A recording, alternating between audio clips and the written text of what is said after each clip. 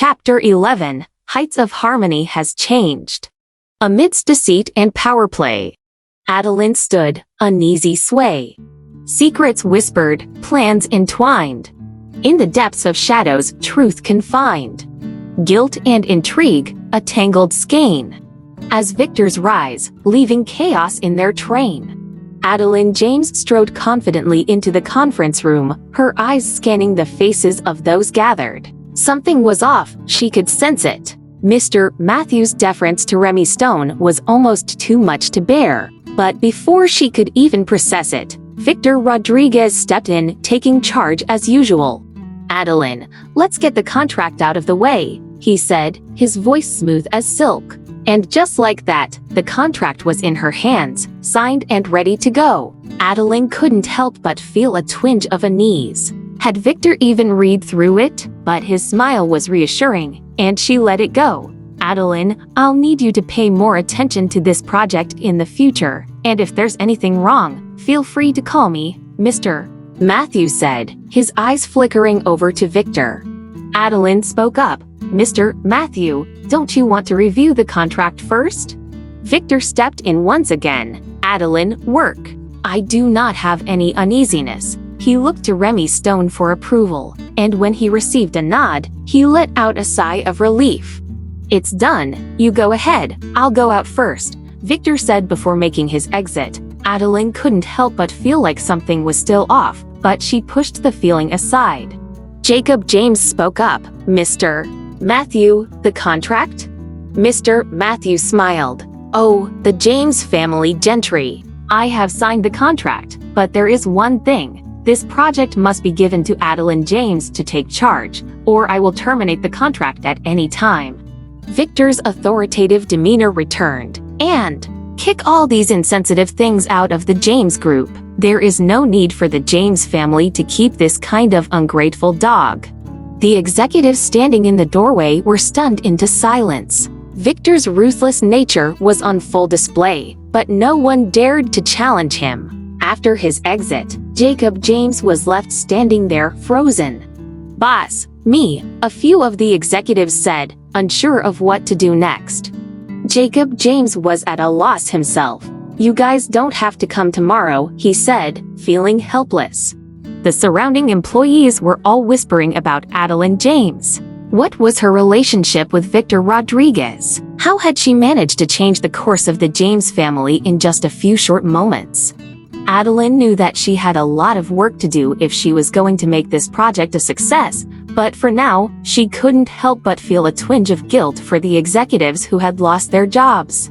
Jacob James stood frozen, like a tiny ant caught in a scorching heat. Should he let Adalyn James brave the elements alone? The thought alone sent shivers down his spine. "Dad, the contract has been signed, but..." Jacob hesitated before continuing, unsure of how to proceed. "But what?" David James replied, his voice betraying his relief that the project was secured. "What's the problem?"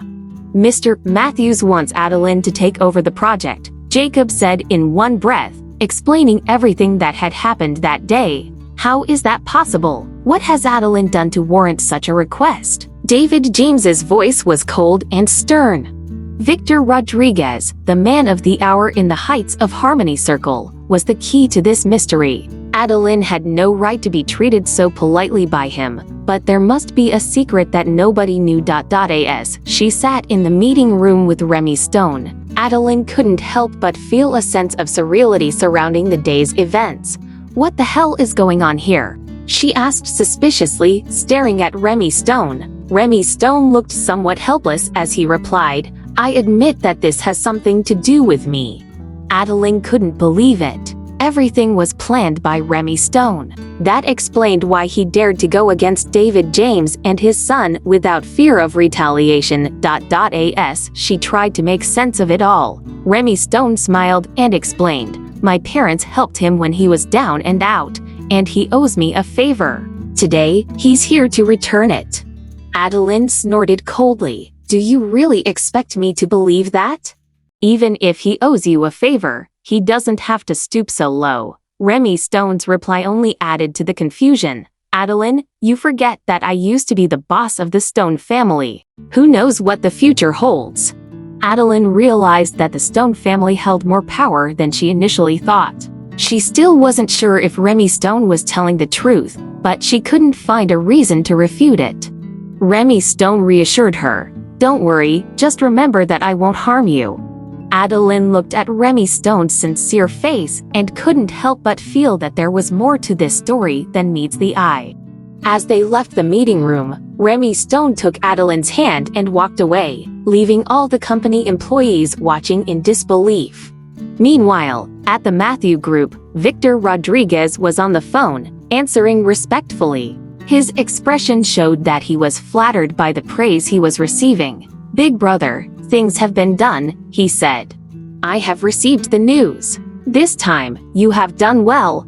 I think my big brother has accepted you as a little brother." Victor felt a cold sweat break out on his forehead as he listened, fearing what this acceptance would mean for him. It was as if he had fallen into a sea of blood. He spoke hurriedly into the phone, "Boss, I am not." "It's all right. Work well under my guidance and I will pay a visit to Heights of Harmony myself once this period is over," the boss interrupted. Victor Rodriguez suspected that it had something to do with Remy Stone. "You're a smart guy, and I guess you figured it out." He was right. Remy Stone was coming to Heights of Harmony and everything was being arranged for his convenience. It wasn't just Victor Rodriguez in the City of Ambition working for Big Brother. Victor Rodriguez shuddered at the thought of what might be required of him. "I know, boss, you can rest assured." "Don't call me boss. We have only one big brother," the boss retorted before hanging up. Victor Rodriguez took a moment to collect himself. His time to soar had come. He existed to help Remy Stone remove all obstacles in Heights of Harmony. He would tackle any and all obstacles, no matter the cost, that stood in the way of his big brother. David James, father and son don't know whether to live or die, but since Big Brother hasn't made it clear, let them bounce around for a few days first. Chapter 12 Buying a car is all about high profile. In a world of privilege and disguise, Adalyn faced opposition with defiant eyes. With Remy by her side, they challenged the snide, their dreams aflame, barriers defied. The Heights of Harmony was a place where the rich and powerful held all the cards, and Adalyn James knew this all too well. But when her grandfather passed away and left her in charge of a major project with Mr. Matthew, she never expected to face so much opposition from her own family. As she sat behind Remy Stone on his electric bike, the bitter cold wind biting at her skin, Adalyn wondered where they were going. "Where are you going? This isn't the way home, is it?" she asked. Remy Stone didn't answer, instead parking the bike in front of a luxurious for-second store. Adalyn's face flushed as she looked around in surprise. "What are we doing here if we don't buy a car?" she asked, knowing that they couldn't afford one. "Who told us we don't have a car?" Remy Stone replied, taking her hand and leading her inside.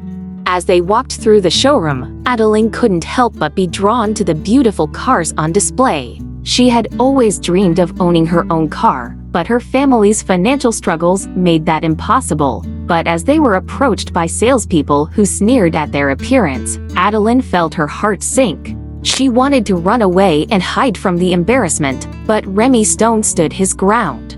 "Buy a car, how is there a problem?" he said flatly, refusing to back down.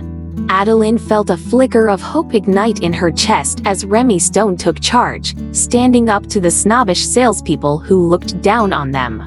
She knew that with him by her side, she could face anything, even her own family's disapproval. As Remy Stone patted her shoulder and gave her a reassuring look, Adalyn felt a sense of calm wash over her. She knew that no matter what happened, they would face it together. And maybe, just maybe, they could even find a way to break through the barriers that stood between them and their dreams. "We'll take it," Remy Stone declared, drawing the attention of the new salesperson who had just approached them. The security guard shot the saleswoman a disapproving look. She was new, and clearly didn't realize that these customers were not what they seemed. The other salesperson sneered to herself, thinking about the poor couple who were clearly pretending to be wealthy. She wondered if the new saleswoman had any common sense. The crowd shook their heads, secretly amused by the couple's antics. They couldn't wait to see what would happen next. The new saleswoman stepped forward, eager to make a sale. "Let me show you our newest Porsche. It's perfect for a beautiful woman like yourself," she said, addressing Adalyn James. Remy turned to Adalyn and asked if she liked it. "Love it," she replied, nodding woodenly. "Then it's settled," Remy said, taking out his card and handing it to the saleswoman. Adalyn was confused. "Remy, we can't afford this car," she said, worried about the cost. Remy was undeterred. "Don't worry about it," he said, swiping his card. "The code is 6 zeros. The saleswoman was elated. "Thank you, sir. I'll take care of it right away." The other salespeople and security guards were stunned. How could these customers afford such an expensive car? Were they millionaires in disguise? But just as the saleswoman was about to leave, Remy spoke up again. "I'll take the car now, but you can handle all the formalities later." The room fell silent. The saleswoman couldn't believe her ears. She had never encountered such a customer before. She felt both relieved and terrified at the same time. Remy and Adalyn left the showroom, and the crowd watched them in awe. They couldn't wait to spread the word about the mysterious couple who had just bought a Porsche without batting an eye. Chapter 13 hit the face. Envy brewed as the saleswoman witnessed Remy's card swipe, fortunes unleashed. Adalyn pondered his wealth, hidden and vast. Their love strong, despite neighbors' cast. Remy's secret unveiled, a tale of his own. From banished heir to riches sown. Judgment melted, admiration arose. Love and success, their bond close. The saleswoman's hands shook as she handed over the invoice to Remy Stone. It was hard to believe that this newcomer was able to swipe his card without any issues to purchase a 600,000 yuan's car. She couldn't believe her luck. How did she manage to meet a hidden tycoon just 1 month after starting her job? The saleswoman's envy grew as she watched Adalyn James standing beside the man. Why couldn't she be in her shoes? Adalyn took the invoice, and her heart skipped a beat. The price was costly for their family, and it left her frozen in place for a moment. How could he just swipe his card and buy it without batting an eye? How many secrets did he have hidden from her? She had worked hard for so long and only managed to save a few tens of thousands. Remy Stone, on the other hand, seemed to have an endless supply of money. Where did he get it all from? The salesperson behind the bar stared at Remy with eyes wide open, as if he had seen a ghost. If they had known that this man was so rich, they wouldn't have let a newcomer like him have the car at such a bargain price. They regretted it so much that their intestines ached. The security guard at the door was also in shock. Initially, he thought Remy was just a pretentious poor guy trying to show off, and he wanted to throw him out to teach him a lesson. But he didn't expect that the poor guy would be able to afford such a luxurious car. Are rich people really this casual? Go up and try it out and see how it feels, Remy said, pulling open the car door and interrupting Adalyn's thoughts. Adalyn James sat in the passenger seat of their brand new luxury car, still in disbelief that they had actually bought it. Remy Stone, her new husband, smiled at her playfully as they drove away from the dealership. "Why are you still willing to be a house husband when you are so rich?" Adalyn asked curiously. "Who says you can't be a house husband just because you're rich?" Remy retorted, causing Adalyn to giggle. "And you said you've been wandering around for 10 years. Where did you get your money?" Adalyn asked, suspicious that there was more to Remy's story than he was letting on. Remy didn't hesitate to explain. "When I was kicked out of the Stone family 10 years ago, my dad gave me a card with 30 million to live without worrying about food and clothing." Adalyn raised an eyebrow skeptically. "Is that so?" Remy chuckled. "Don't worry, I won't hurt you. Let's just enjoy our new car and head home." But when they arrived back at their home in the ghetto slums, they were met with judgment and ridicule from their neighbors. Rafael Martinez and Leo Moreno made snide remarks about Remy being a house husband and questioned his background. Daniel and Susan James were embarrassed and eager to leave the situation, but Adalyn couldn't help feeling angry and frustrated with their nosy neighbors. Remy, on the other hand, seemed unfazed and simply enjoyed teasing Adalyn about their new car. Despite the negative comments from their neighbors, Adalyn and Remy remained happy and in love, grateful for each other and the life they were building together. Susan James turned to face Rafael Martinez, a smug smile playing on her lips. "Looks like your son-in-law is not the only one willing to spend money on his spouse," she said, gesturing towards the Porsche. "And let me tell you, Remy Stone is not a poor son-in-law. He's a successful businessman, and a damn good one at that." Rafael Martinez's eyes widened in shock. He had never heard of Remy Stone before. "What kind of business does he run?" he asked. "He owns several companies, including a real estate development firm," Adalyn James replied, her eyes shining with pride. "He's done incredibly well for himself." Rafael Martinez felt a twinge of jealousy. He had always wanted his daughter to marry into a wealthy family, but it seemed that the tables had turned. "Well, I guess I was wrong about him," he said begrudgingly. "Yes, you were," Susan James said with a smirk, "and I hope you'll think twice before you insult our family again." Remy Stone smiled at Adalyn James and took her hand. "Let's go for a drive," he said, opening the door to the Porsche. Adalyn James grinned and climbed into the passenger seat. "I'd love to," she said, looking back at her parents. "See you later."